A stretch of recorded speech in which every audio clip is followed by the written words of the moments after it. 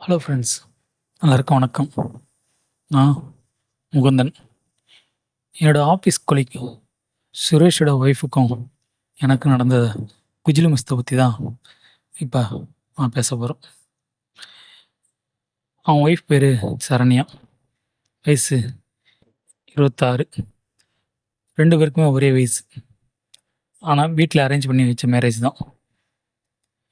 எப்பயுமே மார்னிங் சரண்யா ஆஃபீஸ்க்கு கேபில் போனால் ஈவினிங் இவன் தான் சுரேஷ் தான் போய் பிக்கப் பண்ணுவோம். இது எனக்கு தெரிஞ்ச விஷயம். அன்றைக்கி நான் பார்க்கிங்கில் பைக் எடுக்கும்போது சுரேஷ் ஃபோன் பண்ணி, என் ஒய்ஃபுக்கு இன்றைக்கி பார்ட்டிடா, முடிஞ்சிருக்கும், பிக்கப் பண்ண வரேன்னு சொல்லியிருந்தேன், நான் மீட்டிங்கில் மாட்டிக்கிட்டேன், கொஞ்சம் பிக்கப் பண்ணி வீட்டில் விட்றியான்னு கேட்டோம். நான் அப்படிடா அப்படின்னு கேட்டேன். சும்மாடா, ஒரு உதவி தானே பண்ணணும்னா. சரின்னு நானும்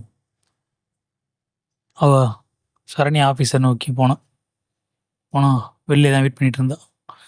இதுமாரி சுரேஷ் உங்களை வீட்டில் ட்ராப் பண்ண சொன்னாலும், ஆமாம் எனக்கு கால் பண்ணி சொன்னாங்கன்னு அவளும் பைக்கில் ஏறி உட்காந்தா. எப்பவுமே ஆஃபீஸ்க்கு சுடிதாரில் வரவ அன்றைக்கி சேரீயில் வந்திருந்தா. ஏன்னு கேட்டேன். இன்றைக்கி ட்ரெடிஷ்னல் டேவா, அதனால் எல்லோரையும் சேரீயில் வர சொன்னாங்கன்னு சொன்னான். நானும் ஓகேன்னு அவளை பிக்கப் பண்ணிட்டு கிளம்புன ஒரு 10 நிமிஷத்துலேயே நல்ல மழை. நான் பைக்கை பொறுமையாக தான் ஓட்டிகிட்டு இருந்தேன்.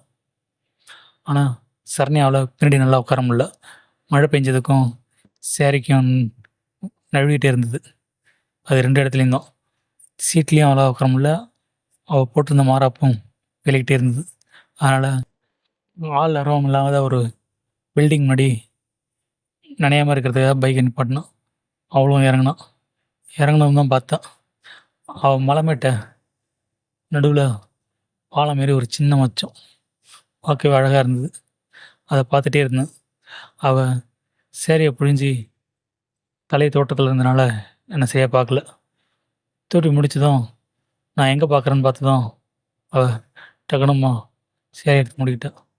அப்போ தான் அவள் கோபமாக இருக்கிறதே பார்த்தேன். நான் சாரி சொன்னேன். அவள் பேசவே இல்லை. சாரி,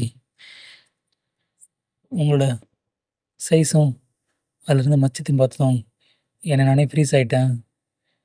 இப்படி பேசினேன். பட் ஆனால் அவங்க சமாதானம் ஆகலை. கொஞ்சம் நேரம் கழிச்சு அவங்களே, நான் இவ்வளோ நல்லா இருக்கேனான்னு கேட்டேன். ஆமாம், உங்களுக்கு என்ன அம்சமாக இருக்கீங்கன்னு.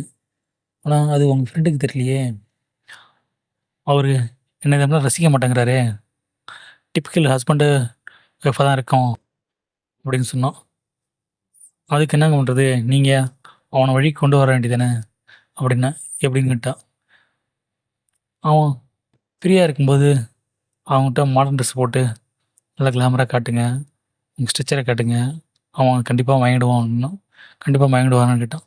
ஆமாம் கண்டிப்பாக அப்படின்னு சொன்னான். அதுக்கு நானே சாட்சி, பார்த்தீங்களா, உங்களை பார்த்துமே நானே ஃப்ரீஸ் ஆகிட்டேன் அப்படின்னு. முதல் அவள் சின்னதாக வைக்கப்பட்டா. அப்படியே மழையும் கொஞ்சம் குறைஞ்சிது. அப்படியே பைக்கை ஸ்டார்ட் பண்ணி போகும்போதே அவளோட கை என் இடுப்புலேருந்து கொஞ்சமே கீழே இறங்குச்சு. நானும் அதை கண்டுக்காம மாரி இருந்தேன். கொஞ்ச நேரத்தில் என்னோட தம்பி ஏந்திரிக்க ஆரம்பிச்சதும் அதை தொட ஆரம்பித்தா. அவள் என் காதில் வந்து, உங்கள் ரூம் போகலாமான்னு கேட்டா. ஏன்னா நான் என் ரூமை தாண்டி தான் அவங்க இருக்கிற வீட்டுக்கு போகணும். ஒரு 2 தெரு தள்ளி தான் அவங்க வீடு. அதனால் நான் நேராக என்னோடய ரூமுக்கு பைக்கை விட்டோம். கொஞ்சம் டைம் ஆனதுனால ரோட்டில் யாரும் இல்லாதனால எனக்கு வசதியாக போயிடுச்சு. கூப்பிட்டு போய் அவள் வீட்டில் நுழைஞ்சதுமே கதவு சாத்தி பின்பக்கமாக இறுக்கி அணைச்சி அவளோட கழுத்தில் முகத்தை புதைச்சு. அவள் எந்த சின்னங்களும் இல்லாமல் எனக்கு ஒத்துழைப்பு கொடுத்தா. அப்படியே திருப்பி அவளோட உதட்ட கவி சுவிச்சு அவளோட பின்பகுதியை கையால் பிசைஞ்சேன். கொஞ்சம் கொஞ்சமாக 2 பேரும் தண்ணியில் அது எழுந்து அப்படியே 2 பேரும் பெட்ரூம் போய் சந்தோஷமாக இருக்க ஆரம்பித்தோம்.